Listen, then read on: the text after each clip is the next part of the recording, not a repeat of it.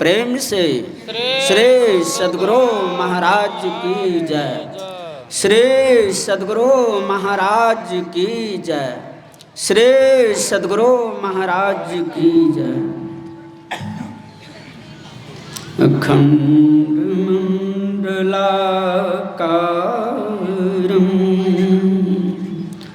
व्यापकं येन चराचरं तत्पदं दर्शितं तस्मै श्री गुरुवे नमः। मंगल मूर्ति सद्गुरु मिलवै सर्वाधार। मंगल में मंगल करण बिनवा बारंबार। धन्य धन्य सद्गुरु सुखद महिमा कही न जाय। जो कछु कहूँ तुमरी कृपा मोते कछु ना बसाय। अनंत विभूषित 20वीं सदी के महामहिम संत सद्गुरु परमराध्य के पावन चरणों में सद सद नमन। इस झारखंड प्रांतीय की प्रथम अधिवेशन के व्यापार स्थापक हमारे पूज्य पाद श्री स्वामी श्रद्धानंद जी महाराज के पावन चरणों में सद सद नमन।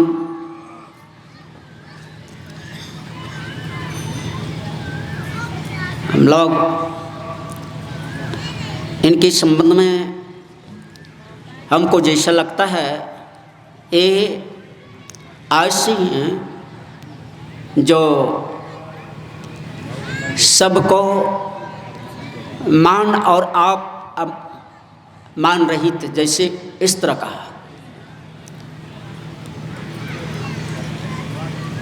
आप अमानी की तरह दूसरों को मान को देने वाले हैं। और इनके चरणों में सादर नमन है। और साधु समाज को भी मैं सद सद नमन करता हूँ।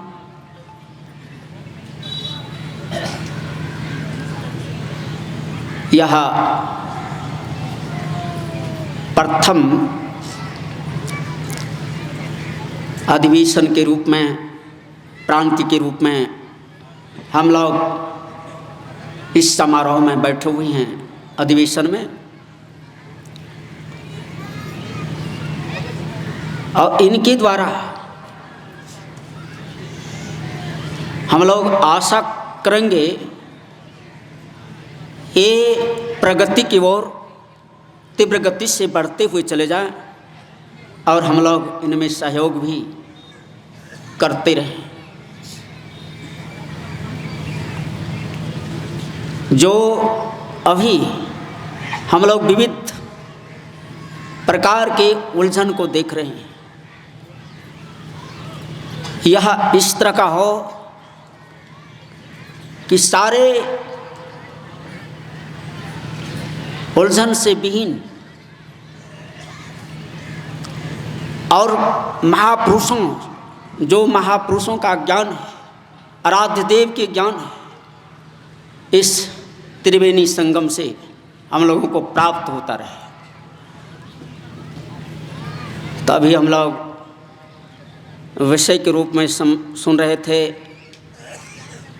कि भगवान राम जंगल पधारे हुए हैं, उनके साथ माता सीता उनकी भार्या है और साथ में लक्ष्मण जी भी हैं। और ये मर्यादा पुरुष महापुरुषों का आदर करते हुए, सबको नमन करते हुए, सबका सम्मान करते हुए वाल्मीकि जी के आश्रम में आते हैं और पूछते हैं कि मैं कहाँ रहूं। जो इस विषम वनवास काल को 14 वर्ष तक हम काट सकें अच्छी तरह से, लेकिन वाल्मीकि जी क्या देखते हैं?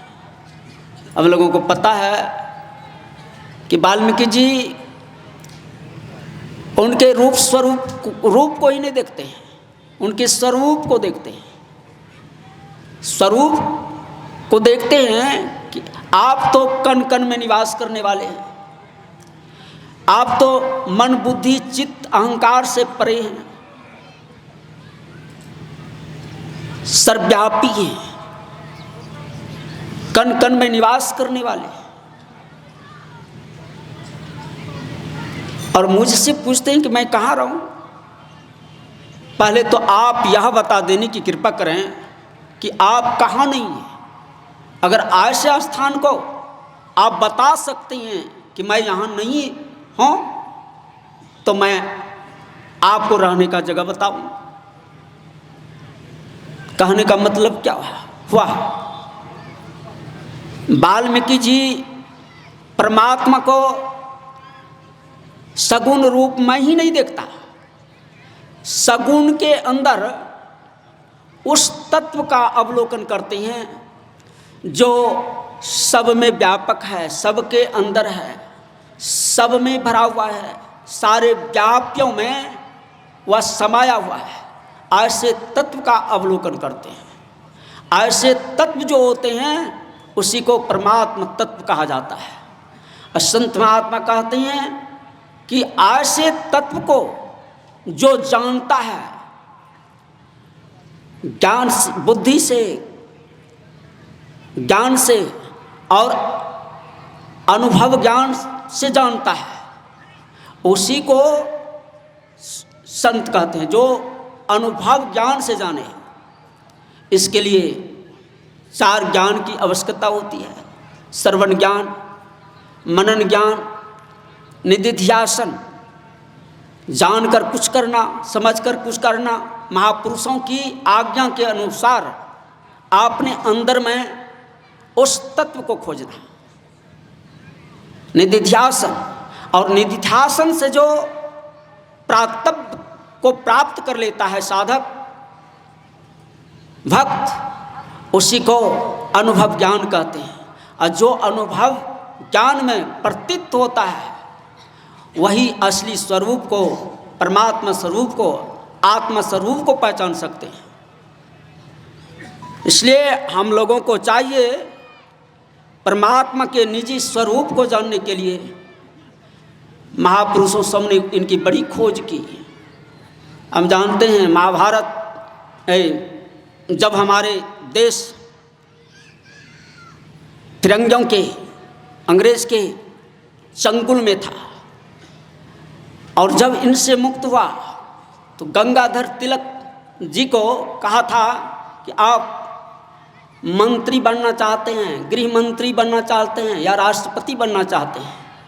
उन्होंने कहा था कि मैं कुछ बनना नहीं चाहता हूँ, संसार के पद प्रतिष्ठा मुझे कुछ भी नहीं चाहिए, मैं अब उस परमात्मा का अवलोकन करना चाहता हूँ। बची हुई समय को मैं अब उसमें लगाना चाहता हूँ जो आत्मस्वरूप को प्राप्त कर लूँ, परमात्मा स्वरूप को जानूँ, उनको प्राप्त कर लूँ। और हम लोगों को भी यह उपदेश आराध्य देव के तरफ से है कि आपने स्वरूप को जानो, और परमात्मा स्वरूप को जब तक नहीं जानोगे तब तक दुखों से मुक्ति मिलेगी नहीं। इसलिए आत्म स्वरूप को अच्छी तरह से समझकर हम लोग उनकी प्राप्ति के लिए यत्न में लगे रहें। इनसे देश समाज सदाचार, शिष्टाचार और कदाचार सदा के लिए हट जाएंगे। शिष्टाचार सदाचार हमारे देश में, हम अपने अंदर में व्याप्त होगा और उन्हीं से चरित्र का निर्माण होगा और सुंदर देश, सुंदर समाज, सुंदर घर परिवार बनेंगे। इतना ही कहकर मैं अपने वक्तव्य को इतिश्री करता हूँ। बोलिए प्रेम से श्री सद्गुरु महाराज जी की जय।